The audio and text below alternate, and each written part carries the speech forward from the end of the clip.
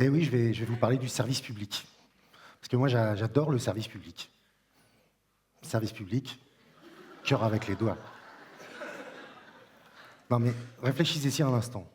C'est quand même formidable qu'on ait mis autant de moyens ensemble pour organiser la vie, pour se déplacer, pour se former, pour se protéger. Il y a plein de pays dans le monde où ce n'est pas le cas. Il y a des pays où quand on tombe malade, eh ben, on n'est pas sûr qu'on pourra payer ses soins. Il y a des pays où il n'y a pas de mode de garde pour les petits-enfants. Il y a des pays où l'université coûte tellement cher et qu'on est pratiquement obligé de faire un emprunt à la naissance des enfants si on veut les y envoyer un jour. Voilà. Ben ici, ce n'est pas le cas, parce qu'on a le service public. C'est formidable. Bon, après, en pratique, je suis comme tout le monde. Hein. Moi aussi, je passe mon temps à pester contre le service public. Moi aussi, je trouve ça incroyable qu'on soit obligé de prendre une demi-journée de congé pour la moindre démarche. Moi aussi, j'arrive pas à remplir les bordereaux. Et puis, je vous parle pas des justificatifs, mais qu'est-ce qu'ils peuvent bien faire des justificatifs? Qu'est-ce qu'ils peuvent bien faire des justificatifs? C'est à se demander. Non, c'est pénible tout ça. Des fois même, c'est plus grave que ça. Moi, j'ai lu des courriers pour des bénéficiaires d'aide sociale. Il faut un bac+5 en droit pour les comprendre. C'est obligé, les gens ne peuvent pas répondre. Après, c'est comme ça qu'on crée de la précarité. Non, c'est terrible.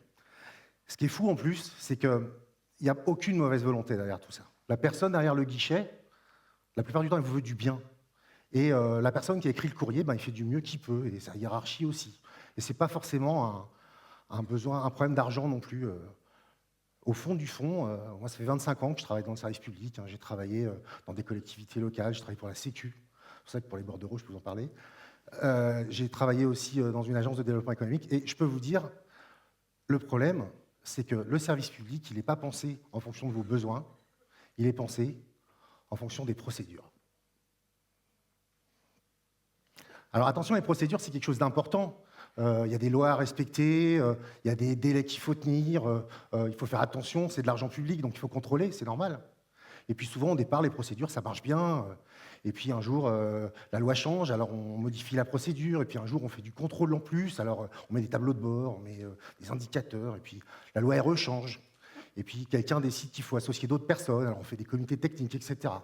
Et à la fin, si tout se passe bien, la procédure elle est tellement complexe que quand tu l'as finie, eh ben, tu ne te souviens pas pourquoi tu l'as commencé.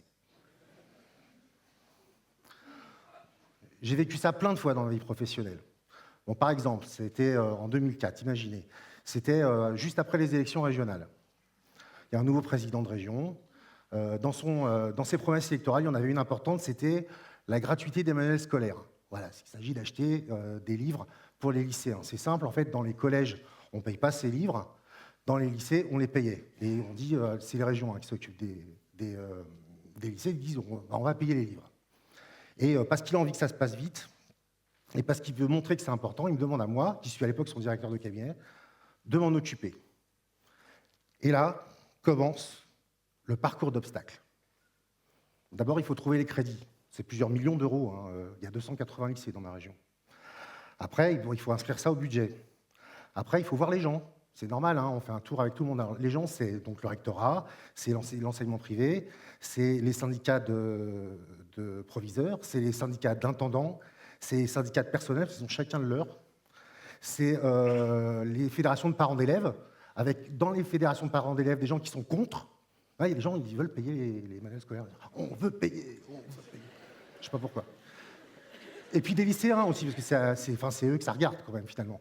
Et voilà, donc on fait un point avec eux, on tombe d'accord, et puis derrière, on rédige une délibération, et puis derrière, on va la montrer au service juridique pour que le service juridique voit si c'est conforme, et puis après, on va au service des marchés publics, parce qu'eux aussi, ils doivent voir si tout va bien et si on a bien fait les choses. Voilà, après, on réunit tout le monde, et puis après, enfin, on passe au vote. Alors, il y a les votes dans les commissions de la région, commission du Conseil économique et social régional, parce que ça existe, ça aussi. Et puis après, vote de ce même conseil, vote en assemblée plénière. Et non, c'est pas fini, parce qu'après, la délibération, une fois que c'est voté, il faut l'envoyer à la préfecture pour la tutelle juridique, enfin, si tout va bien, et puis au trésorier payeur général pour payer. Voilà. Et là, c'est fini. Enfin, c'est le circuit court, ça. Parce qu'on peut faire plus long. C'est d'ailleurs ce qui nous est arrivé, parce qu'il y avait une erreur dans les délibérations. On avait commencé à faire quelque chose qui faisait que le marché nous obligeait à acheter à une grande centrale d'achat tous les livres. Et comme ça, on aurait planté plein de libraires dans la région. Alors on a été obligé de changer la délibération au dernier moment. Ce qui veut dire là que le parcours d'obstacles, il se change un peu en jeu de loi. Vous voyez le jeu de loi? Il y a la case 58, celle où il y a la tête de mort, qui fait que tu repars au départ. Bah, c'est ça. C'est ça qui arrive. Voilà.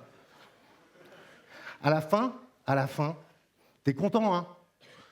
Mais t'en peux plus. Tu rêves de passer à autre chose. Et d'ailleurs, quand on arrive dans mon bureau, les syndicats de personnel qui nous disent « Bah ouais, mais les livres, ils vont être livrés en plein mois d'août pour la rentrée de septembre. Et nous, on n'est pas là. Et puis, ça fait des milliers, où est-ce qu'on va les stocker? Et puis, qui c'est qui va les distribuer? » Moi, je dis « Mais j'en sais rien, moi. Nous, on a fait toute la procédure. Hein, ça va, quoi. » Bon, en fait, ça s'est bien passé parce qu'il y a quelqu'un qui a fait le boulot et tout ça, mais moi, en tout cas, voilà. Voilà comment on part, on a plein d'idéaux. Hein, alors, la gratuité de l'enseignement, l'éducation, l'émancipation, et à la fin, tu suis ta procédure. Voilà. Et ça, c'est le quotidien de l'administration, la routine. Tu commences gonflé à bloc, tu finis rincé. Et tu t'habitues, hein, le pire c'est que tu t'habitues. Ou pas. Moi en tout cas j'en ai eu marre. Je ne pouvais plus, j'ai craqué. Alors j'ai troqué mon grand bureau, 70 mètres carrés, mon assistante, ma voiture de fonction, pour un bureau au fond d'un couloir de chargé de mission. Et par contre mon boulot il était super. Mon boulot c'était de trouver des nouvelles idées, des nouvelles méthodes pour les élus et pour les directeurs de la région. J'étais agitateur officiel, quoi. Punk à chien, un peu un truc comme ça. Et donc, ils ont vécu, quoi. Et voilà. Alors, très vite, dans ce que j'ai fait, j'ai rencontré des gens, c'est la 27e région. La 27e région, c'est une association qui est précurseur dans l'innovation publique. Elle a, depuis 10 ans, transformé plein d'administrations partout en France. Et d'ailleurs, elle a essaimé un peu partout. Elle a fait des petits. D'ailleurs, moi-même, je suis un petit de la 27e région. Et ils utilisent, pour changer l'administration, ils utilisent le design centré sur l'utilisateur. Ah ouais, le design comme dans l'entreprise. Je vais essayer de vous montrer. Vous voyez ça? C'est la télécommande à ma mamie. Alors, elle a plein de boutons qu'elle ne sait pas quoi en faire. Alors, elle a mis du sparadrap dessus.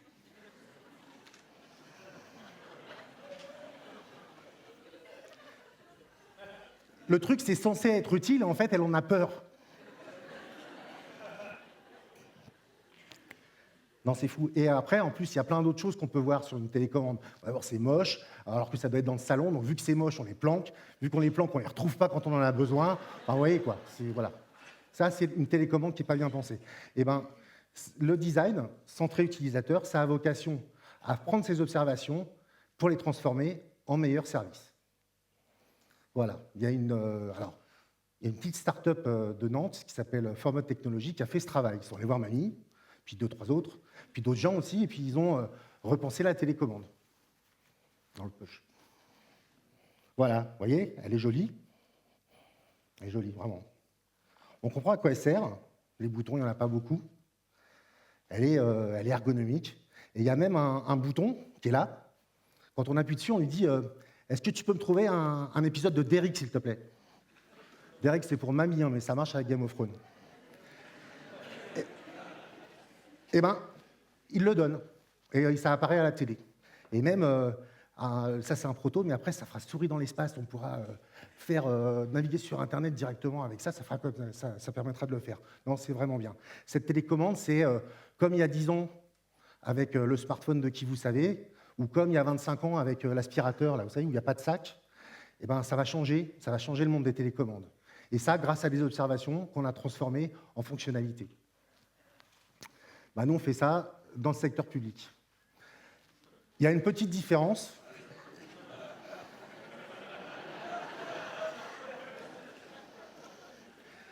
Cette différence, c'est que là, c'est un acteur extérieur qui arrive et puis qui bouleverse tout. Alors que dans le secteur public, ce n'est pas possible. L'autorité pour changer les choses, ben, c'est l'administration et ses chefs qui les a. Alors on ne peut pas faire sans eux, c'est eux qu'on est obligé de changer. En langage de start-up, on dirait on ne peut pas disrupter ton maire. Bah ouais, enfin, c'est lui qui doit, quoi. Ou alors, il y a bien une discussion, mais c'est une fois tous les 6 ans, c'est les élections. Et donc voilà, c'est ce qu'on fait. Alors, moi, j'ai voulu vous faire une présentation un petit peu sérieuse de ce que c'est, donc j'ai demandé à pouvoir avoir le matériel pour réaliser in situ ce que ça peut représenter que le design centré utilisateur. Alors pour ça, j'ai demandé, vous allez voir, c'est très technologique. La meilleure façon de construire une bonne politique publique consiste, en premier lieu, à s'asseoir et à regarder les choses. Alors ça marche aussi avec un banc, mais par contre, il faut que ça soit sur place, que ça soit à la médiathèque, que ça soit au self, que ça soit à l'accueil de services publics. C'est le secret numéro 1, c'est il faut sortir de ton bureau.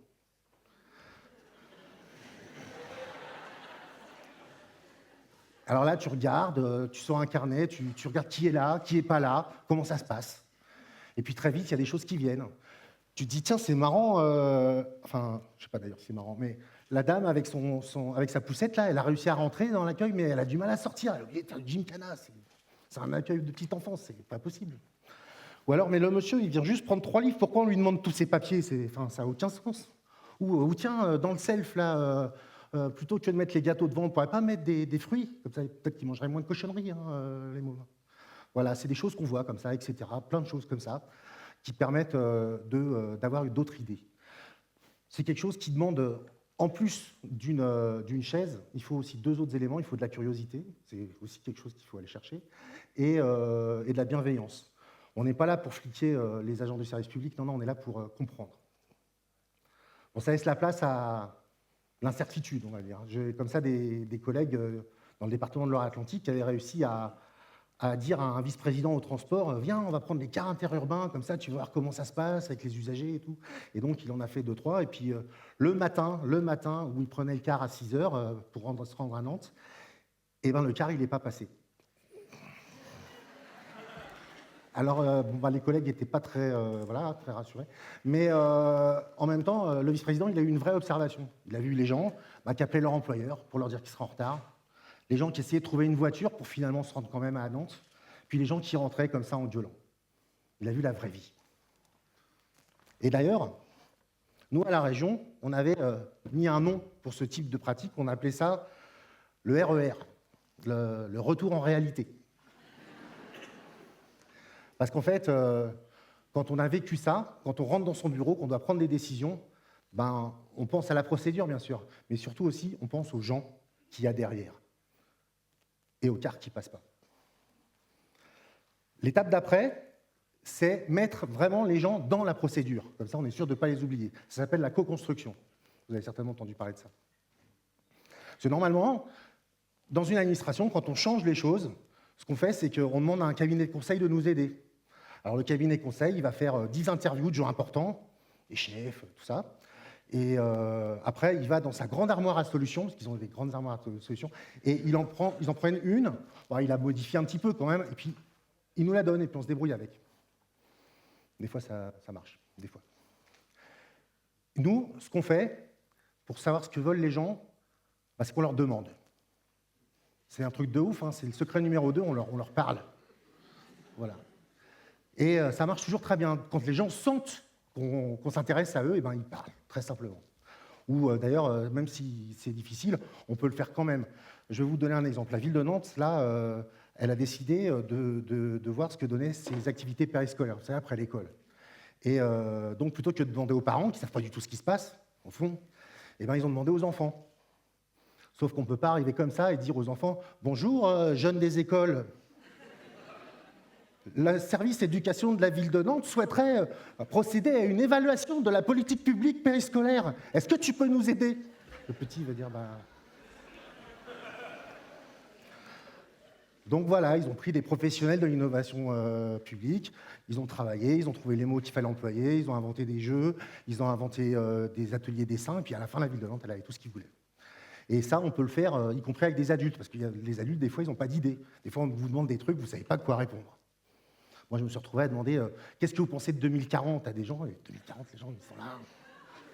Dans quel état je serais? Bon, ils ne nous répondent pas, quoi. Donc voilà, c'est pour ça qu'il faut du design, c'est pour ça qu'il faut de la sociologie, pour arriver à inventer les façons d'obtenir des gens plein de choses. Et à partir de ça, on peut réinventer l'action publique. C'est comme avec la télécommande. Après, il y a eu des ingénieurs qui ont travaillé. Mais en attendant, c'est à partir des observations qui ont été faites que derrière, on a transformé en solution, qu'on a prototypé, qu'on a testé, qu'on a réussi quelque chose. Voilà, ça, c'est la co-construction. Ça permet beaucoup de choses dans ce pays de nouveau, et c'est hyper important de se dire que ça permet de trouver des nouvelles solutions. Vous savez, avec la crise, on a besoin de beaucoup de choses nouvelles, et on a besoin de chercheurs, on a besoin d'experts, mais auprès des usagers, on a plein de choses à apprendre, et on sait le faire, donc il ne faut pas avoir peur de le faire. Voilà, donc la prochaine fois que vous verrez un panneau sur une piste cyclable, eh ben, vous saurez quoi faire. Hein. Si vous ne voulez pas monter un collectif pour dire non aux panneaux sur les pistes cyclables, ou si vous ne voulez pas vous présenter sur une liste non, c'est pas possible pour les pistes cyclables aux élections d'après, eh ben, il vous reste à dire à votre maire que l'innovation publique, ça existe. Par contre, vous le faites prendre 3 vrais risques. Le premier, c'est qu'ils y prennent du plaisir. Parce que c'est simple, hein. Aller rencontrer des gens sur le terrain, parler d'un côté, être dans son bureau, lire des notes ou aller à des réunions de l'autre. Une des 2 solutions est intéressante. Saurez-vous la reconnaître? La deuxième chose, c'est qu'ils risquent de faire plus vite, moins cher et mieux. Parce que à faire avec les gens, on ne risque pas d'avoir besoin de recommencer juste derrière. Et voilà, c'est quand même quelque chose d'important. Mais surtout, le dernier point, c'est que ça risque de redonner du sens à son action. Parce qu'à mettre les usagers au cœur des politiques publiques, on lutte contre le poison lent de la procédure. À la fin, on se souvient toujours de quel est le but. Et le but, qu'il s'agisse de sécurité sociale, qu'il s'agisse de panneaux sur les pistes cyclables, qu'il s'agisse de modes de garde pour les enfants, c'est toujours un peu le même. C'est de rendre le meilleur service possible à tous, quelles que soient nos conditions, quelles que soient nos opinions, quels que soient nos revenus. Ça s'appelle la solidarité, c'est le ciment de la société française, et je trouve qu'en ce moment, on en a plutôt besoin. Merci.